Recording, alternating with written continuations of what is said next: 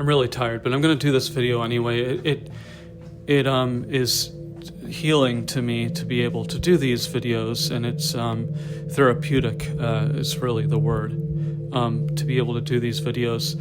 So nobody gave me any feedback on whether the sound sounded okay, because I was using my new phone and I wasn't using the mic attachment that I can't use with my new phone because it has USB-C instead of the lightning port or connection, whatever. So I thought it sounded okay, so I'm going to continue to use my new phone. And in the future, I might buy the version of the mic attachment that I have for the USB-C so that I can use a mic attachment again. I don't really know if it's how important that really is, but I don't really want to spend any money, but I might do that if I feel like it'll help.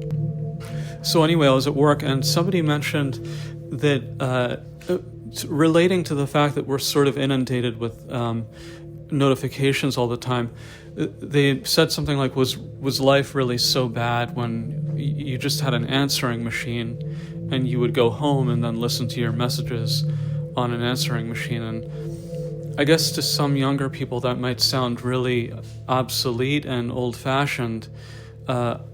I don't really know how it sounds. All I know is that I remember it, and that I remember specifically the changeover to voicemail, which is the technology, because it's a different technology, and it took over because it's convenient, and not convenient for the user, in my opinion. I mean, it's convenient in the sense that you have it on the go and whatever, but it's inconvenient in the sense that you have somebody else has your data, which is the whole point. That's what that's the corporate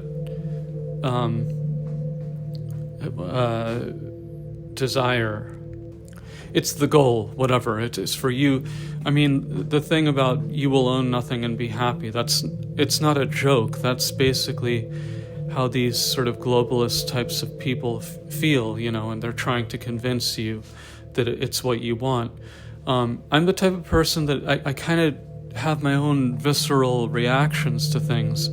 So if, whoever, Klaus Schwab is telling me that, I should like that, my visceral reaction is like, okay, but I don't like that. So, no, thank you.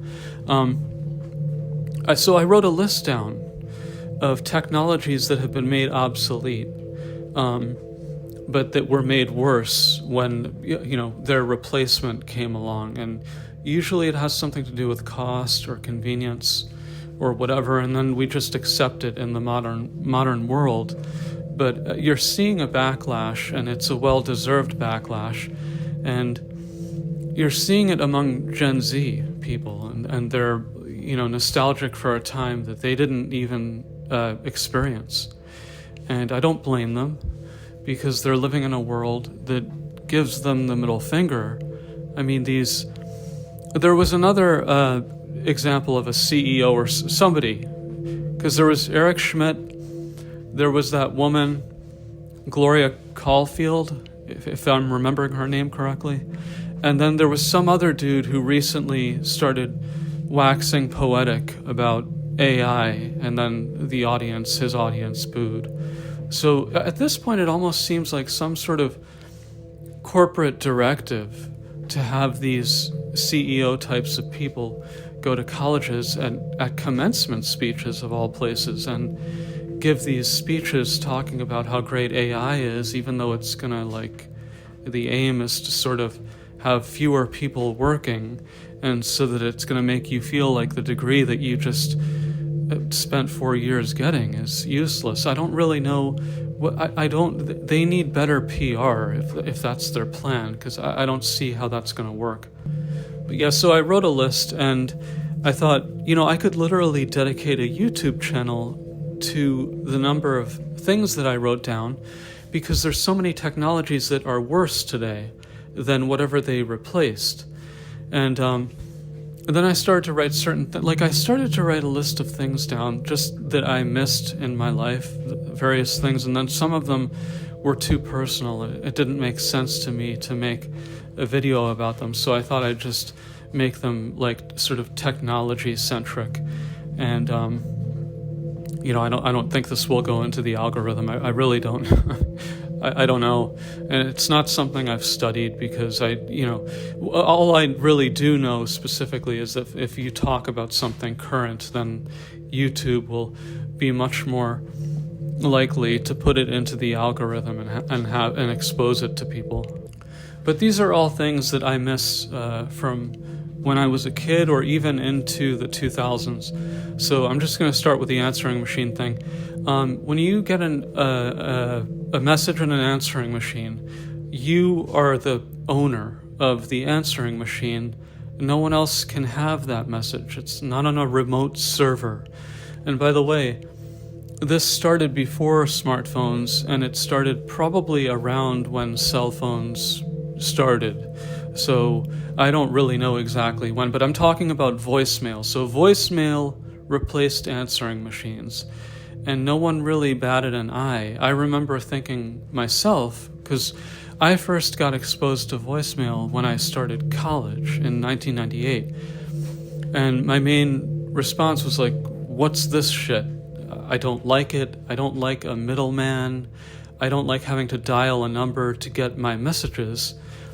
And this is from memory. I'm not exactly sure if I'm remembering correctly, but I think I am. And so that it was an institutional thing, because you're at a college and they're giving you this, providing this service. And when you're going to an expensive, private college, it's part of the package. You're paying tuition, which has just gotten crazier and crazier. But even back then, it was expensive. So you're not paying extra for the voicemail. But my response, I never used. I don't even know if I ever even tried to use it, because I didn't like the idea of it. I guess I have hang-ups that other people don't have, or something, or I just have a visceral reaction to certain things that it had nothing to do with even that I thought I was being, it didn't bother me that I didn't own it or anything like that, maybe a little bit, but what really bothered me was that they're presenting it to you as some sort of progress, and meanwhile you could just get an answering machine, which is what I did. I got my own little digital answering machine, and I didn't use their voicemail because I don't want to have a middleman. I don't want to have to dial star 78 or whatever it would have been to access my messages, and have to talk to a pre-recorded voice. They didn't have AI back then, but they would have a pre-recorded voice that would say, do you want to access your messages? Or it would say, you don't have any new messages, or something like that. And I don't like that, and so that's now become the standard, is voicemail. And I remember even thinking at the time, like, what's this voicemail thing? Like, why are we calling it voicemail? Like, it's some new technology. We've had this answering machine thing since, I don't really know how long, but maybe since even the 70s, where, nobody answers the phone, so then an answering machine picks up and lets you have the option of leaving a message. And I'm not technically sure about this, but I'm pretty sure that when you get a voicemail on your iPhone or whatever smartphone you're using, it's not on your phone. That message is not on your phone, and that's what I object to, and that's what gives the corporate entities a hard on, is that they have your shit and you don't, And it sounds kind of simplistic, but that's really what it is. They want to own your stuff, So like, I object to that. I don't want a middleman, I don't want to have to call a number, and I don't want to have cell service to check my messages. I guess that would be the test, right? Like, if I turn off cellular on my phone, will I still be able to get my messages? I don't even know. But anyway, yeah, I miss answering machines, and they were better, in my opinion. You don't have access to them all the time. Like, there's a reason that certain new technologies take over, and a lot of people would object if you couldn't have voicemail. But my objection is mainly like, if I'm going to get a message from somebody, I want it on my phone. I don't want it in the cloud, I don't want it on a remote server where they can decide if you're going to listen to it or not. So a lot of this is related to the internet, and it's going to make me sound like I'm anti-internet, which I'm really not. I think the internet is very important. I just think it's made a lot of the convenience that went along with the internet is has a negative, it's a double-edged sword, and it has a negative associated with it that a lot of people seem to gloss over, and they seem to have a sort of zombie-like reaction to a non-reaction to everything that comes out that's sort of like the various corporate entities are telling you is an improvement. And it's like, well, of course they're going to say it's an improvement. They want you to use it. So anyway, this example really has nothing to do with corporations or any kind of globalization or anything like that. Anything where it's a scam, it's just an organic thing that happened, unfortunately. But I really miss magazines. I don't read magazines. I mean, even like an online magazine. So, because like if you're talking about like in the late 90s and into the 2000s, I would subscribe to a few different magazines, not very many, partly because we didn't really have the money for me to just subscribe to whatever magazine I wanted to subscribe to. But I had Guitar Player. I think I had Guitar World at one point, but Guitar Player was the main one that I enjoyed reading. I would subscribe to like a couple different video game magazines.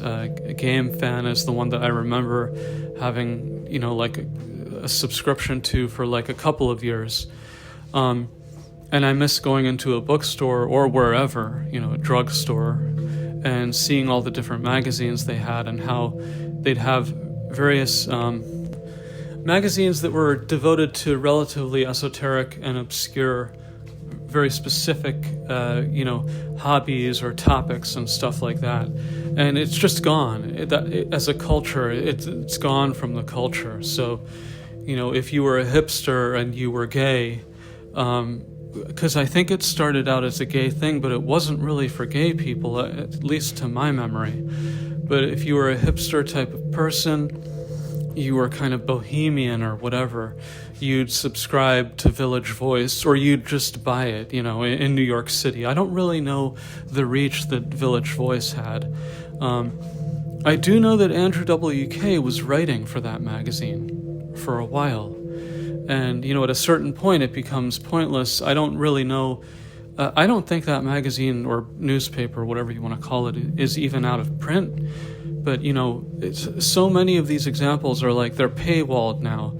So if I wanted to read the Village Voice or whatever, I'd be able to read like a couple of paragraphs, and then it would say, you have to pay to read the rest of this. And it's not like a crime or something, like I understand, but at the same time, it's kind of strange in the sense that like there's ads all over the internet. So like if you pay for Village Voice, which right now I don't even know if that exists. I'm just using it as an example. But like if you pay for the Village Voice, I seriously doubt that they're not going to give you ads. There's ads are like ubiquitous. So how are you going to avoid that? So, other examples are like I said, Guitar Player. Like, I don't look at Guitar Player magazine, and I guess it's partly my fault, but it's like if you're on the internet, it's just such a different experience from reading a magazine. It's not fun like it was to read a magazine. And back in the day, people used to know how to write, and people can't really write that well anymore. And it's sort of like, I don't want to say it's a lost art, because I don't think it's completely lost, but it's cheaper to pay for people that don't really know how to write. And every other article, it seems, is basically written by AI. I mean, I can tell. I don't know if other people can tell. And there's sort of this insidious thing where I didn't understand what was going on for a while, but I've explained this before, but like I now understand what they're doing. I didn't know why. So like, in other words, what happens now with a lot of online publications is that you are going to be reading something like, let's say you Google, let's just say you Google like how to buy your first guitar or something like that. And then you start reading an article and it's coming up with a whole bunch of bullshit that has nothing to do. It's giving you like a history of guitar or something like that. And it's quite obviously padded, and it takes you a long time to get to where it's actually informational. I used to think it was doing that so that you would see more ads. Now I understand that it's an SEO technique, so search engine optimization. So in other words, they're putting in as many keywords as they think will make their article come to the top. And it might sound sort of like benign, but it's like enshittification. It just ruins the experience of it. It doesn't ruin it, but it makes everything worse and more sluggish for whoever's trying to like research whatever they're trying to research. So when you're reading a magazine that you've purchased, you don't have that problem. You have ads, so you can just choose not to look at them. And magazines are more tactile, and you can just lie down and kick back and like look at a magazine and look at the table of contents and like decide what you're going to read. And even though like we have information at our fingertips and what have you, it causes this sort of like paradoxical thing where you have so much information coming at you at all sides that, first of all, you don't know what to believe, but second of all, you're not really ingesting properly. You're not reading an article. You know, some people will do that, and you know, I sort of have this on-off thing with Fran Blanche. Is that what her name is? It's a transgender person. Which I didn't know at first. But anyway, this person has like tech-related videos, and she was saying like, talking about how people make fun of her for reading newspapers, and then she was explaining it, and I thought it was kind of like a little bit pretentious for her to do that, but at the same time I understand like what this person is talking about, where if you're reading an article, it's just so much more distracting. And you're not really, you're not comprehending properly if you're just sort of getting this constant like news feed and news bites, and it just makes everything less detailed, you know. So this might be kind of a long video, and I might have to put it into some sort of like different parts or something. I don't know, but I'm going to go through the list. So the next one I wrote down was, this is kind of like a deep cut. But again, I've never spoken about this with anyone because of how much people seem to love Jon Stewart, people on the left. And he sort of presents himself as a centrist, but he's not. He's on the left. I've only talked about this with my sister to my memory, because she's the only other person I know who ever watched The Daily Show before he took it over. So you might be thinking, like, The Daily Show, that's like from the 2000s or whatever. And it's like, yeah, but it started in something, I think it started in 1996 on Comedy Central. And before Jon Stewart, who, as far as I'm concerned, I don't like him very much. You know, I don't really like his takes. I think he's sort of snarky, like making fun of everything, and that's the basis of the humor. It's very like millennial humor, like The Office or something. Like if someone is fat or something and you make fun of them because they're fat, like that's the joke type of thing. Anyway, so it was Craig Kilborn before Jon Stewart took it over. So I missed, and the reason I even bring that up is because it seems like he's been memory holed. Like, people don't remember who this person is, like, that he ever hosted The Daily Show. Like, he had his own late night show, which I watched, like, seldom. Like, I didn't really watch late night, talk shows. But he hosted The Daily Show before Jon Stewart ever did. And when Jon Stewart took over, my sister and I were, like, lamenting that he took over because he just wasn't funny. In the same way that Craig Kilborn was, sort of like subversive, Whereas with Jon Stewart, it's sort of like he's spouting the globalist corporate narrative while seeming like he's this cool kid, and I don't like that. And a lot of college kids would watch The Daily Show because when you're at that point, at that stage, you're sort of like almost like by default, at least from what I've seen, where I went to college. The few examples, it's like. I went to 2 colleges, but like those young people are all on the left. I wasn't, but like they seem to all be like that's what they were into because they weren't really thinking about it, and they just see this guy who presents himself as cool and making fun of people and stuff, and making fun of various politicians and stuff, and that's not hard to do because so many politicians make themselves look bad. So whatever, but I never enjoyed him. I don't hate him or anything like that, but I don't like him and I don't like his politics. So but the point is, like, before Jon Stewart, when it was Craig Kilborn, it wasn't whatever Craig Kilborn was like on the left and on the right. It wasn't really very clear, and it wasn't a big part of the show. It was just meant to like show clips from like politics and stuff and then comment on it. So then I put DVDs. So a lot of people could say like, well, why do you miss DVDs? They upgraded when they put everything on Blu-ray, and which was a long fucking time ago now, which shows you how much streaming has taken over. So just generally, what's it called when you have a hard copy? Physical media, that's the word that the phrase that people use now to, in contrast to streaming. But I miss DVDs specifically, and, now we have 4K. Neither of those is an upgrade, in my opinion. And I have a couple specific reasons why.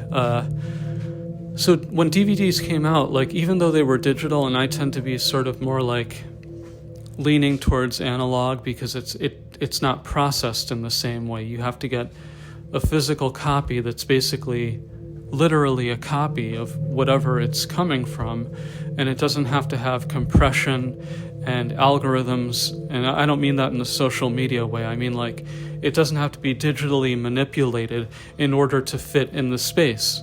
So you have to get a straight copy, it's like a FLAC file in that sense, and then people could say like, well, VHS looked bad and DVDs looked better or whatever. So, but I'm kind of contradicting myself, but I do like DVDs. When they came out with DVDs, I thought, oh wow, this really does look a lot better than VHS tapes. So it's not just sort of like hype, and it's not like, oh look, it's digital, so it's better. It really did look better, and I guess, from a digital standpoint, there was more, more capacity than analog or tape, This is the point where I'm getting distracted, but I'm going to keep talking anyway.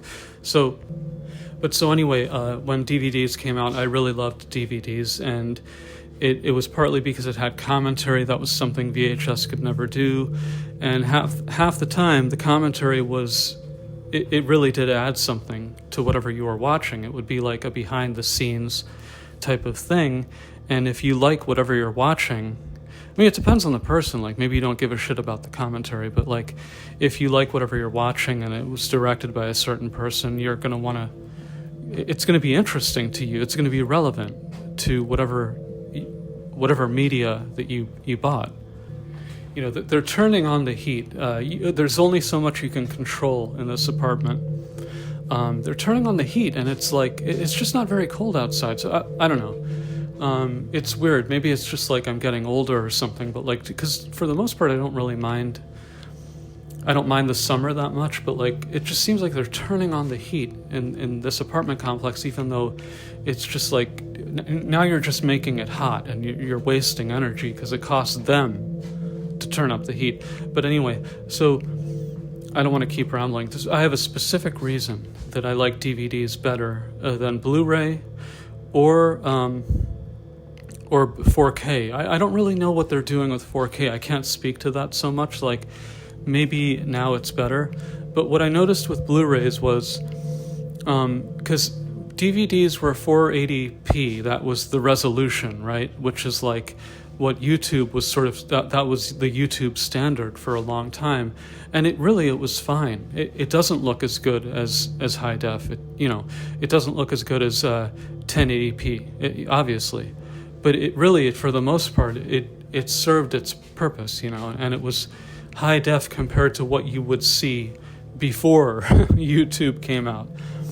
And 480p on YouTube wasn't available, I think, until 2008, maybe?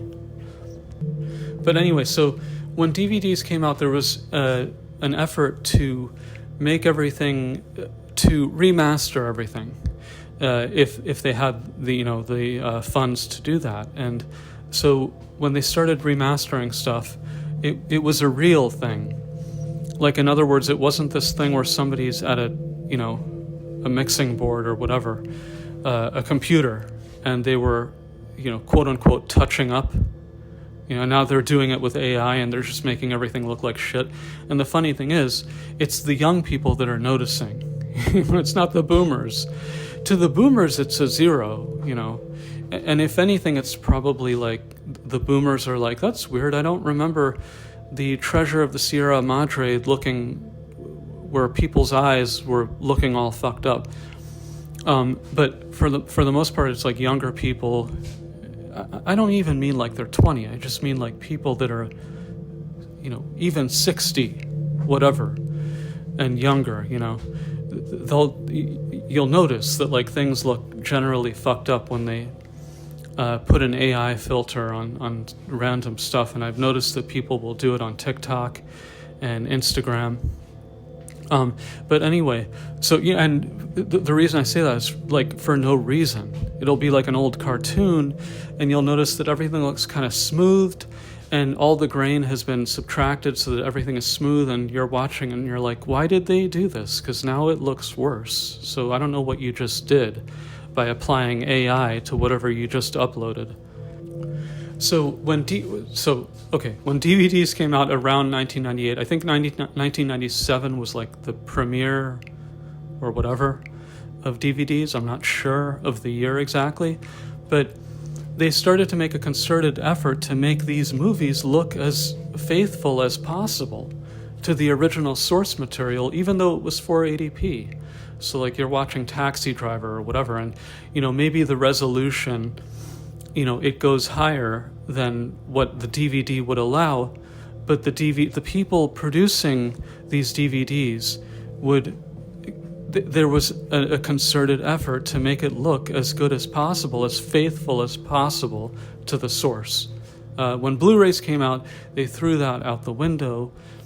They defenestrated it, to use an SAT word. I just like that word because it's so weirdly specific that there's literally a word that means to throw something out of a window. But anyway, so when Blu-rays came around, they stopped doing this. Not completely, but it was inconsistent. So like if you buy a Blu-ray and you're watching it, you're like, you don't know if you're getting an attempt to make the source material look as authentic as possible, or if they're digitally fucking with it. And I think in most cases they were applying sharpening filters and all sorts of filters and all that it does, I mean, really, it just always makes it look worse. It's not like 100%, but like I would say, like, I don't know, 95%, whatever. When you have someone in a control room and they're messing with the parameters, and they're making things, supposedly sharper, or they're punching up the colors, they're making it look worse, and they're making it look less like what came out in the theater. And that was a big thing when Blu-rays came out, and they had, what I don't want to say Photoshop, but whatever program it was for the video version, of Photoshop. It was sort of like an epidemic, and that's partly why I never got into Blu-rays, So this is like, and shitification started a while ago. It started before Cory Doctorow coined that phrase. So that's partly why I don't really like Blu-rays so much. I like the idea of it, it's 1080p or upping the resolution, but into that they introduced a lot of stuff, unnecessary stuff. So if I were to start, if for some reason I had a bunch of money and I wanted to start my own physical media collection, I would then have to start researching. And I, by the way, I'm sure there's a website that does this. I don't look at it because I don't have the money to buy a whole bunch of DVDs or Blu-rays, but I'm sure that they have a website where it tells you this is what they did to the movie or to the show that you're going to watch. This is the processing that they applied. So you can decide if you want to see that or not. And when you're talking about DVDs, that just happened. It just wasn't really even part of the thing back then. If anything, it was maybe they're trying to, clean it up or something. But it would be innocuous. It wouldn't be something that there was no attempt to make it look like something it wasn't. Which is what they then started doing with Blu-rays. And as far as 4Ks, I really don't know. I don't have a 4K player or a 4K TV. I don't even know that I ever will. But, that's something that I don't know if they went back, and they started to actually try to make movies look as authentically like the original as possible, which is if you're buying 4K discs, and you're investing that money, I would assume that most of that type of person would be kind of pissed off if they were buying the product of somebody sitting in a control room and applying sharpening filters and color distorting filters and stuff like that. So on a sort of tangent related to that, which I didn't write this down, but it's so related that I'm going to reference it. But there's been a sort of degrading of audio quality and just fidelity ever since about the year 2000. And I remember Rick Beato interviewing someone. He was someone who was some sort of a producer that was involved with the Beatles, but I don't remember his name. And he's an old guy, obviously, but he was talking about how everything has been sort of degraded over the years. When you're talking about mastering and producing, and things just end up sounding worse, and that's an accurate statement. So when you get MP3s, that's fine, because all that's doing is basically trying to compress the original signal. You're not trying to soup it up or punch it up or whatever. You're just taking the original signal of the CD and then trying to compress it so that it can be made to be on a hard drive, and you can have thousands of songs, and so that part is benevolent and harmless. But what I've noticed is because CDs came out in 1982.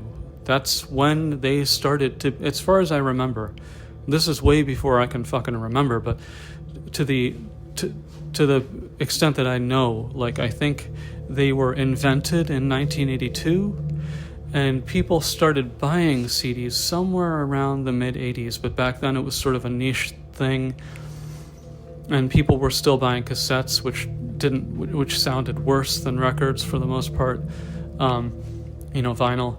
And then people really started buying CDs around 89, 90, and it started to hit, a mass adoption and stuff. So in other words, you're talking about at this point, it's 44 years old technology, which doesn't make it bad. But the point is, they were developing higher bit rates. They were developing something called a super audio CD. That was one of the formats. And then there was something else called high def CD. There were two different main technologies. One of them made it so that you just had a signal and it was binary, and it would take a sampling. The sampling rate was super duper high, so that it didn't need to have because CDs are it's 16 bits and 44 kilohertz. So it's two different parameters. And then if I remember correctly, the super audio CD didn't have the bits part because it was just binary. It was just zeros and ones, but they had the kilohertz rate was like so high. It doesn't even make sense to me. I don't really know, but like it was so high that it didn't matter. You didn't need the 16-bit part. And then the other technology was like a continuation of the CD, where it was like, I think, 24-bit, and the sampling rate was like 96 kilohertz, I think. So the whole point is like they were trying to improve the fidelity, the sound quality, And once MP3s started to take over, the whole project was abandoned. And this idea of like listening to something on a really high fidelity, stereo, and so that it sounds whatever, like lifelike, which obviously that doesn't really make sense anyway, because lifelike, what does that really mean? It's not like you're at a concert. But the point is, there was a movement of high fidelity, and that got abandoned, and it's never returned as far as I know. People are just still listening. Like even the app that I use, I have it set at 16-bit and 44 kilohertz. I don't even know if you can make it 24-bit. In my case, part of the reason I do that is for space purposes, and also because it doesn't matter, because I'm just talking into a phone. But that got abandoned, and the Super Audio CD and the HD CD, whatever it was called, those just, as far as I know, they disappeared. Another thing that I miss, and this is again like going back a long way, but I never hear people talking about this. And generally when I'm talking about something and people say that I complain a lot, well, okay, but I don't hear anyone else saying it. And I don't think that means I'm alone. I just think it means like, for whatever reason, it's just a very like obscure thing to think about, or an opinion to have, apparently. But so I grew up with Macs. That's what we had in my school, and that's what many people had in the 80s and in the late 70s when they came out with the Apple II.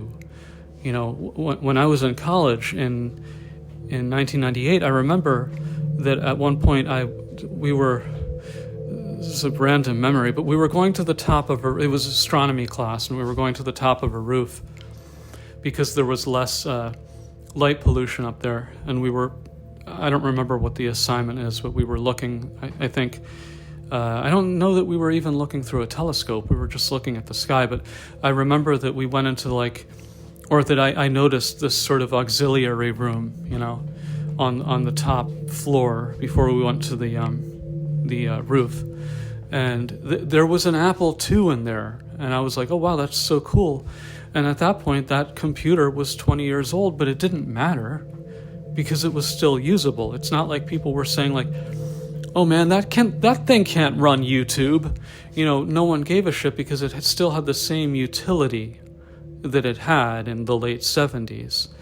And this is sort of like an attitude that I think people are starting to now readopt, especially younger people, where the corporate interests tell you like you have to get the newest iPhone, and apparently I fell for it, but they're telling you have to upgrade, and that's part of the joke of Idiocracy. Was like one of the woman's pimp, Maya Rudolph, her pimp was named Upgrade, and I knew what that was a reference to. I don't know if it made sense to other people, but it's sort of like in the future you're constant, things just keep getting worse, and yet you're upgrading all the time, But I think young people are starting to become hip to that, and they're starting to say, well, that upgrade didn't really do anything except that now I'm being tracked, and I'm constantly bombarded with pop-up ads and pop-up bullshit. Like, not even when I'm on the internet, like I'm on Windows 11 and it's telling me I have to do this and I have to do that, and do I want to get extra security? Do I want to get the super duper, ad blocker, or malware, blocker or whatever? And it's become frustrating to people. So I have hope that there's sort of like a pushback against that, where people are starting to I know that Trevor is one of these people, and he's not really an exception. A lot of people his age aren't really doing that. But people are starting to say, I'd rather go back to where I'm not being like harassed while I'm using my computer or whatever it is, But anyway, that was like a little side thing. But so I grew up with Macs. I don't really, I don't have a Mac, and the last time I tried to use a Mac, it got really frustrating for me, because I felt like this is what Apple does as a company, and they've done it forever, so this is not really a new thing, but basically they create what they call a walled garden, and they want you to do things the way that they want you to do it, and then they tell you, well, the way we're telling you to do it is easier and it's better, But in their case, for the most part, they really do have things very streamlined. So even though when I had a Mac, I didn't really like the way it was set up, and stuff like that, and that I couldn't change it. But at the same time, I could understand that the computer was basically user-friendly, whereas like Windows is like close to something like the opposite of that now. But what I was going to say that I miss about Macs, because I loved Macs when I was growing up. I would use the computer. I didn't really know what I was doing, but it was made to be, it was created to be as user-friendly as possible. And I'm saying Macs, but like originally it was Apple computers, and then they came out with the Mac in 1984, I think. And it was like a completely different, it was sort of like when the iMac came out. It was like its own thing, When the Mac first came out, it was its own sort of offshoot of Apple computers. Now it's sort of like the word Mac and Apple have sort of become like synonymous, but that's really not the way it was originally. Like a Mac was a very specific type of computer, and like I said, they would often have them in educational, environments. So that's what we had at my school, and I thought it was really fun and sort of weirdly cozy and familiar, and so then they had all the different OSs that came out, and then when I was in college, my brother-in-law was kind enough to give me, at that time, an old Mac. It really wasn't that old at the time, but like it was old enough that it was expendable to him, and he's super into Apple, So, but he gave me a Performa 475, and it had OS 7.5.5, I think. And then they would continue to that's what they called them back then. They used the number scheme. I don't really even know what the original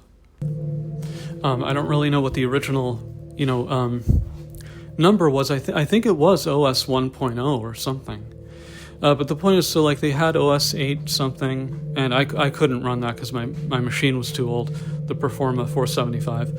And that was during the sort of period that people consider like the dark period of Apple, when Steve Jobs had left and they didn't have a whole lot of creativity in the computers that they were putting out. But it didn't matter to me. I still loved it, like as a computer, even though I used it for the internet. I remember my roommate at the time said, he said to me like, that computer came out like before the internet was really a thing. And I was like, no, it didn't, but okay. Because I have been using the internet since 1991, in some capacity, like Prodigy and stuff like that. But so yeah, at some point, and then they came out with OS 9. I don't remember exactly when, but I think in 2000 or 2001, Steve Jobs made a decision where they were going to go to a Unix-based system. And it's very difficult for me to really like articulate exactly what bothers me about it. It's not proprietary. Apple makes it proprietary, like in their own skin, I guess, however you want to say it, of the Unix operating system. Maybe that's proprietary, but it comes from Unix. I don't even remember the relation between Unix and Linux. I know that there's a relation there, and I don't remember. I'm not tech savvy enough, I guess, or I just don't remember. But when they went to Unix and they made it Mac OS X, and it was very obvious that it was not Mac OS 10, it was literally a completely different system. And they had that ugly sort of like whatever they call it at the bottom of the screen, so that you had the tray, whatever it's called. I think it's ugly. If you like it, that's fine. And I specifically don't like it because now you have like a menu on the top of the screen, and you also have to have this tray at the bottom of the screen. And then people could say, well, you can make that like disappear and only appear if you move the mouse to the bottom of the screen. And it's like, that's fine, but I don't like it because it makes me feel like there's something there that first of all, I'm going to accidentally move my mouse, and then it's going to show up, and I'm going to accidentally click on something. I just think it should be the way it used to be, which is that you didn't have that tray on the bottom with all the apps and stuff. You just had the menu at the top, and it would give you all the information that you needed. It just didn't look quite as graphical, But that's something I miss, and they're never going back, apparently. I mean, why would they? Because they've been so successful. But they've been Unix-based for 25 years now, and I never got used to it, and I never liked it. Viscerally, I didn't like it, and when I tried to start using a Mac again in 2021, I tried to use it, and I just didn't like it. And I could have gotten used to it, and that's fine. I'm not saying it's bad, because if you give me a choice between Windows and Mac could run games, like it would be over. Like I would just say, yeah, please. I'm not going to use Windows. I mean, the people who know me, like I've said, and I will never use Windows again if I can help it. I've switched to Linux. Mint. I didn't use it before because it wasn't compatible with my graphics card, but then I realized that I don't know if I had been too ignorant and I didn't realize that you could download another. I mean, I know what a driver is, and I know that you have to have sometimes you have to update them and stuff like that, but I don't remember specifically, but all I remember is when I first downloaded Linux Mint, everything related to video or playing a game or anything like that was completely screwed up, and that I had to just say, okay, I guess I have to relent and like go back to Windows, and then I was able to download and use Windows 10, even though my computer comes with Windows 11. Sloppia Slopdella has kind of ruined Microsoft. And that's really Bill Gates' fault. And you can kind of say, well, Bill Gates doesn't give a shit. He's a billionaire.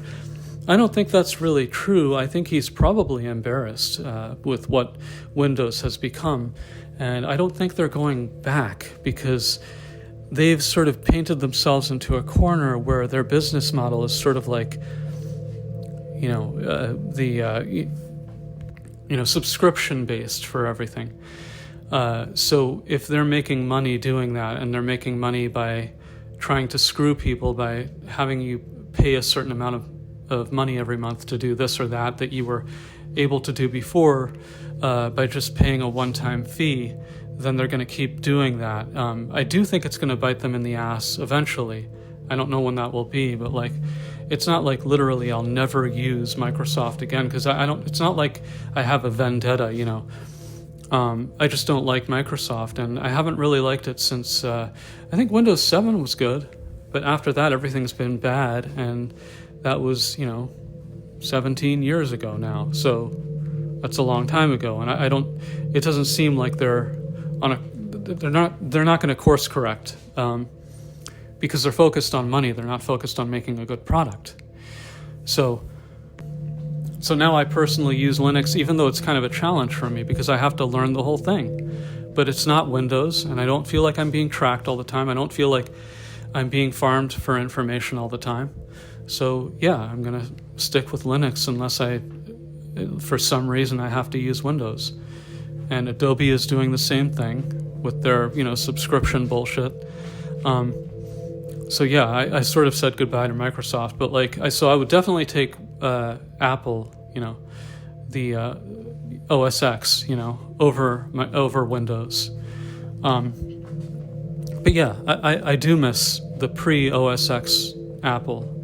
And it was a weird thing for Steve Jobs to do, where he just But that's the way he was as a CEO, and that's partly how he was like a visionary. Like, I don't agree with some of the things he did, but when he made a decision, it would be like, that's what we're doing.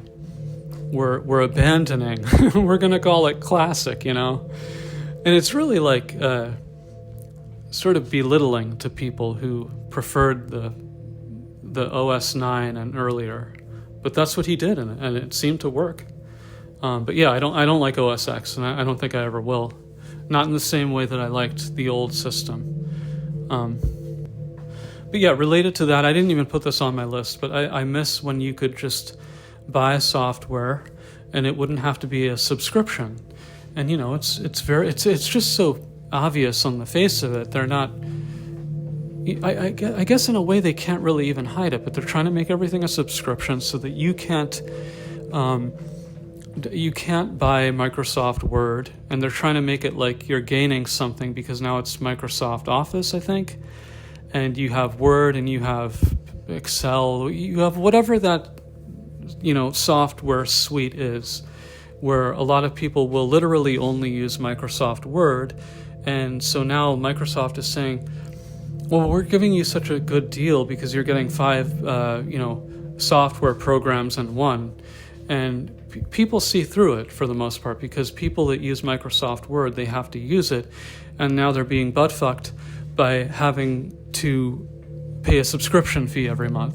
And that's another reason that I don't use Microsoft, because I don't have a lot of money, and I'm certainly not going to buy Microsoft Office or pay for it every month, and I'm not going to pay for Adobe. And Adobe's stock is going down because of this. So there's going to have to be some kind of a reckoning with these corporate entities. Yeah, anyway, so I'm getting kind of tired. I started this when I was tired. I don't think this is going to really go into the algorithm, but so I'm going to make a part 2 because that was literally half of the list. In a way, it was really less than half because I put some personal things down there. In there, like I wrote a list, and I wrote some personal things that it's not that I don't want to talk about them. It's just that I don't want them to be in the context of like talking about technology where, the agenda is to say that everything has gotten better and that it's superior now. Meanwhile, it, at least in certain ways, it definitely got worse. And going from DVDs to Blu-ray, in my opinion, would be one of those examples. And again, like I said, it's like obviously you're going to 1080p, it's a higher resolution. That's really cool. But the way that they implemented, what they chose to do with that more advanced technology sort of made it, to some extent, it negated, it canceled out the fact that the technology was better, I don't miss DVDs because I'm nostalgic for them. I miss them because I think they were better than Blu-ray in the way that they would approach, the production aspect of it. So anyway, I don't really do teasers, but just because of the fact that I wrote all this shit down, I'm gonna read the other stuff that I wrote down, and hopefully I'll get to that. But I wrote down. See, now this is going to get weird because it's going to be. This is what I'm writing for myself, But I'm not writing it to present it, But I'm going to read it anyway. So, landlines. So I was talking about answering machines, but I didn't really get to phones. In my opinion, phones are worse, to the extent that you use them like a phone. Radio before it became centralized and based on playlists, TV before compression, Howard Stern. Obviously Howard Stern sucks now, but I do miss when he used to not suck. When consoles were differentiated and had their own personalities and not always updating and designed to have you make micro purchases and didn't have menus within menus. And then I wrote in parentheses, tell how I just sold PS5, which I just did, and it was related to that. It was partly because I needed money, but it was partly because I just wasn't using it, and that's partly why. Then I wrote skeuomorphic design on iOS. Then I wrote when businesses had their own aesthetic instead of attempting to be interchangeable. Then I wrote logos that were actually different. Then I wrote the Twilight Zone Marathon. Then I wrote Tech TV. Then I wrote Deja.com, which was a repository of Usenet, threads. See, now I'm getting sort of like esoteric when I don't even know if people are going to know what I'm talking about. But yeah, I wrote it down, Deja.com. MP3 players, and that's one of the good ones because like there's nothing stopping anyone from still using an MP3 player. Then I wrote Twitter before Donald Trump. Then I wrote special effects before CGI. And then I wrote Art Bell. And then I wrote things I don't miss, and I only had one thing, and then I said MySpace. I don't have nostalgia for MySpace. I didn't like MySpace, and it's surprising to me the number of people that do, and they're pretty much all millennials, I think. But when I first used MySpace, like, as I've said, I really don't like Facebook, but I would much rather use Facebook than MySpace. MySpace was nightmarish in its design and the aesthetics. You had 13 and 14-year-olds, customizing their pages, and that's fine. I didn't hate MySpace. Like, I didn't have any resentment against it, but I just had no use for it. And they would say, bands that I like, and it's Blink 182, and it's whatever, AFI or My Chemical Romance or something. A lot of like scene kids, and people that were like kind of goth or something seemed to be into MySpace. So you can sort of understand why it was sort of useless to me, but it wasn't bad or anything, but like aesthetics wise, it was horrible because people would, like I said, they would customize their pages. And then so you would you would move the mouse and then suddenly there's like, sparkles. There's a trail of sparkles coming from the mouse while you're trying to move it around. And everything was sort of like, you could have like twinkling stars, as the background, and it was all very distracting, and it was just very unpleasant to look at.